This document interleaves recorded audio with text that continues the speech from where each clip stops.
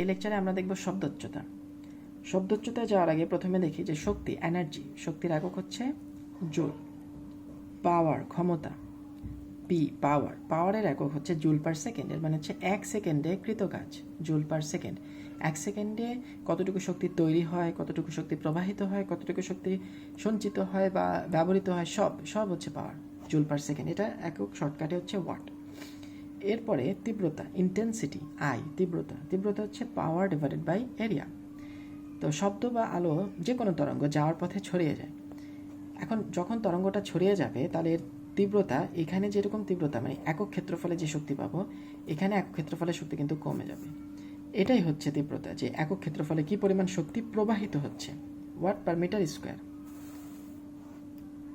তীব্রতা সাধারণত watt per metre square এককে খুবই অল্প হয়। মানুষের শ্রবণ ক্ষমতার সর্বনিম্ন যেই তীব্রতাটা আমরা বুঝতে পারি সেটা হচ্ছে 1 × 10⁻⁻12 জেনারেলি, সাধারণত। তো আদর্শ তীব্রতা বলে এটাকে। আদর্শ তীব্রতা হচ্ছে 1 × 10⁻⁻12 ওয়াট পার মিটার স্কোয়ার। এখন কথা বলা, তারপর ফ্যানের শব্দ, টেলিভিশনের শব্দ, পানি পড়ার শব্দ, এইসব শব্দের তীব্রতাও কিন্তু আসলে অনেক কম। বইয়ের মধ্যে এই ধরনের একটি চার্ট পাবে, সেটা দেখে নিতে পারো, সুবিধা হবে।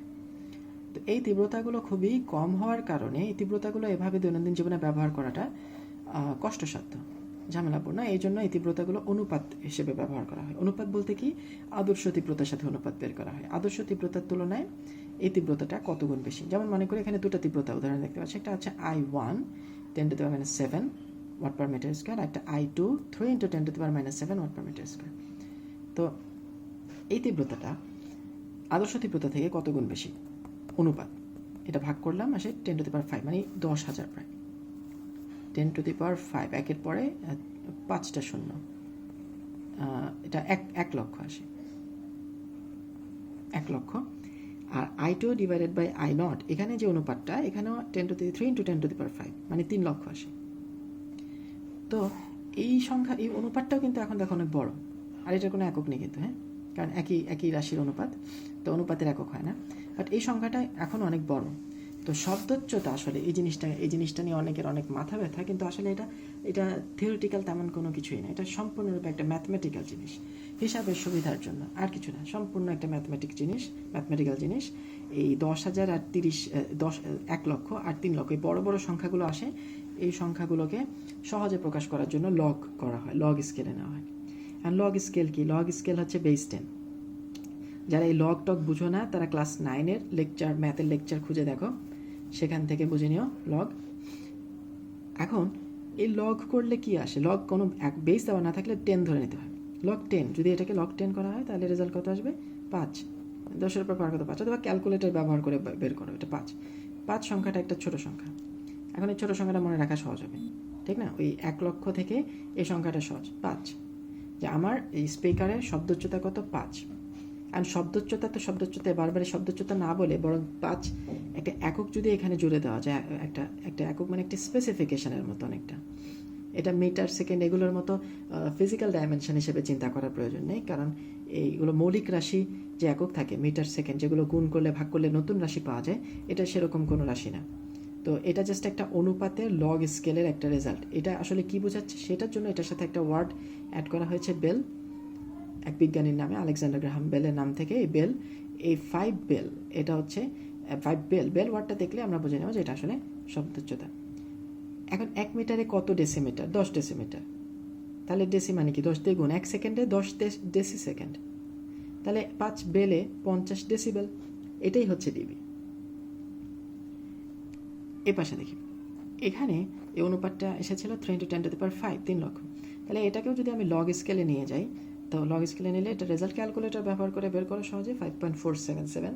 তাহলে এটার একক জুড়ে দিলাম বেল, এটাকে 10 দিয়ে গুণ দিলাম আর লিখে দিলাম এখানে ডেসিবেল, ডিবি, 54.77 ডিবি। এটাই হচ্ছে শব্দোচ্চতা। সম্পূর্ণরূপে একটা ম্যাথমেটিক্যাল জিনিস, তাই আমি আর কোনো থিওরি নিয়ে কথা বলবো না, বরং এটার দুটা ম্যাথমেটিক্যাল অ্যাপ্লিকেশন দেখাবো। প্রথমটা, মনে করি একটা শব্দের তীব্রতা দেওয়া 10⁻³ ওয়াট পার মিটার স্কোয়ার। এখন এটাকে যদি দ্বিগুণ করা হয় তাহলে এটা ডেসিবেল কত বাড়বে, এটা ডিবি কত বাড়বে। তো প্রথমে এটা দ্বিগুণ করে নিই, 2 × 10⁻³ প্রথম সেম আগের মতো সূত্র, তোমরা পজ করে ক্যালকুলেটর ব্যবহার করে চেক করে দেখতে পারো। এটা এটা I1 এর জন্য আমি ডেসিবেল বের করলাম 90 ডেসিবেল, I2 এর জন্য বের করলাম, এই দুটো বিয়োগ করলাম, তাহলে 3 ডেসিবেল বাড়লো। ভিন্ন একটা উপায় করা যায়, সেটা কি, আমি প্রথমটার থেকে দ্বিতীয়টা বিয়োগ করব। বিয়োগ করার সময় 10 কমন নিলাম। আমরা কি জানি, লগ বিয়োগ হলে ভাগ যায়। যারা এটা জানো না, 9-এর লেকচার খুলে, ক্লাস 9-এর লেকচার, লগ স্কেলের লেকচার, সেখান থেকে ভালো করে দেখে নাও। তো লগ বিয়োগ করলে কি ভাগ যাবে, তা I2 ডিভাইডেড বাই I0 প্রথমটা রাখলাম, ভাগ এটা ভাগ করলে এটা গুণ করে দেওয়া যায়, উল্টা করে ইনভার্স করে, I0টা উপরে উঠে গেল, I1টা নিচে নেমে গেল, তাহলে I0 কাটা। I2 I1 থেকে কত গুণ বেশি, 2 গুণ বেশি, দ্বিগুণ করা হয়েছিল, তাহলে এটা আসছিল 2। এবার ক্যালকুলেটার এটা ব্যবহার করো, log 2 ইন্টু 10, এটা আসে 3 ডেসিবেল। ডান পাশের জিনিসটা কি, বাম পাশের এইখানে ম্যাথ একটু বড়, আর ডান পাশের এটা কিন্তু ম্যাথ একটু ছোট, এমসিকিউর জন্য সহজ।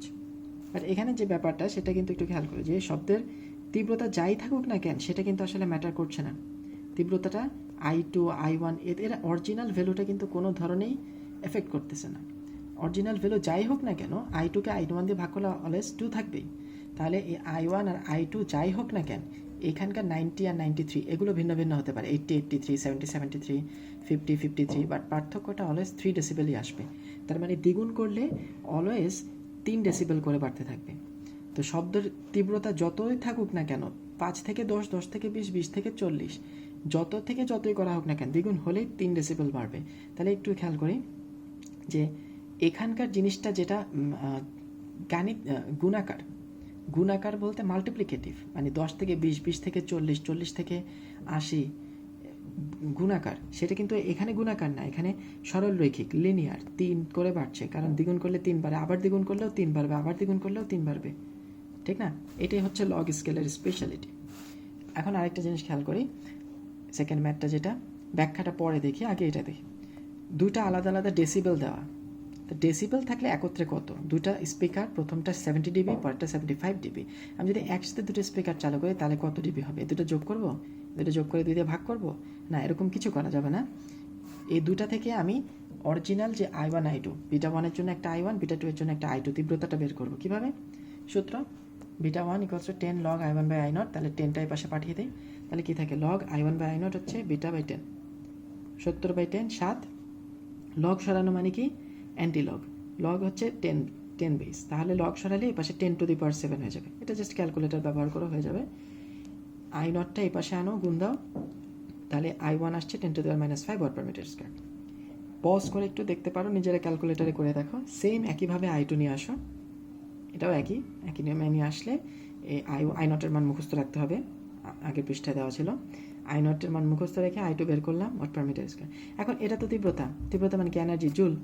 একটা 5 জুল, একটা 7 জুল, তাহলে টোটাল কত, 12 জুল। এটা সিম্পলি যোগ হয়ে যাবে, তাহলে দুটো তীব্রতা যোগ করে দিলাম। যোগ করে এখন নতুন যে তীব্রতাটা আসলো, এটা থেকে আবার আমি ডেসিবেল বের করলাম, সূত্র ব্যবহার করে, ক্যালকুলেটর ব্যবহার করে চেক করে দেখো, রেজাল্ট আসলো 76। তাহলে 70 আর 75 এই দুটো যোগ করে বলতে আসলে দুটো স্পিকার একসাথে বাজিয়ে, তাহলে এটা আসে। তাহলে দুটো ডেসিবেল দেওয়া থাকলে, তীব্রতা দেওয়া থাকলে কি করতে হবে, আগে তীব্রতা বের করে নিতে হবে, তারপর যোগ করতে হবে। এখন এটা যেহেতু ম্যাথমেটিক্যাল, এটা আসলে থিওরিটিক্যাল কিছু না, আমি এখানে একটু ম্যাথমেটিক্যাল ব্যাখ্যাটা দেব লগ স্কেলে। তো খেয়াল করো, মনে করো একটা হচ্ছে সংখ্যা 100 আর একটা হচ্ছে 1000। এটা হচ্ছে আমার তীব্রতা বা অরিজিনাল এনার্জি, যেটা তীব্রতা, joule, watt per metre square, এই 100 1000টা সেটার মতো। তাহলে আমি যদি এই দুটো যোগ করি, তাহলে কত আসা উচিত, 1100। এখন দেখি এটা লগ স্কেলে নিলে কি হয়, ক্যালকুলেটর ব্যবহার করে দেখো। এটা লগ স্কেলে নিলে হয় 2, এটা লগ স্কেলে নিলে হয় 3।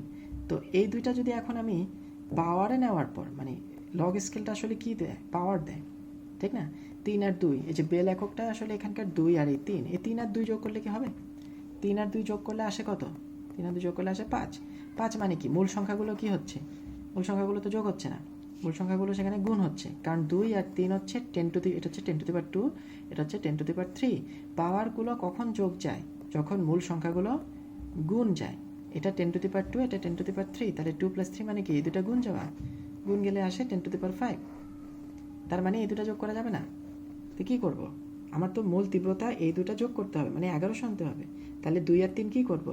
2 আর 3 আসলে কিছুই করা যাবে না। 2 থেকে আমাকে 100-তে ফেরত যেতে হবে, 3 থেকে আমাকে 1000-এ ফেরত যেতে হবে। তারপরে আমি এই দুটো যোগ করব। এরপরে আবার ক্যালকুলেটর ব্যবহার করে এটাকে লগ করো। লগ করলে দেখবে যে 3.04 বা 04 এটা পাওয়া যাবে। তাহলে 2 আর 3 আমার যোগ করা যাবে না, কিছুই করা যাবে না। 2 আর 3 থেকে আসল সংখ্যা দুটো বের করে ওদেরকে যোগ করতে হবে, যেটা কিনা এখানে করা হয়েছে। বিটা 1 বিটা 2 কিছুই করা হয়নি, এদের থেকে আসল সংখ্যা বের করা হয়েছে I1 আর I2। এই তীব্রতাটা যোগ করে নতুন তীব্রতা বের করা হলো। এটাই আসলে শব্দচ্যুতা। এটা সম্পূর্ণ একটা ম্যাথমেটিক্যাল জিনিস, আর কিছু না।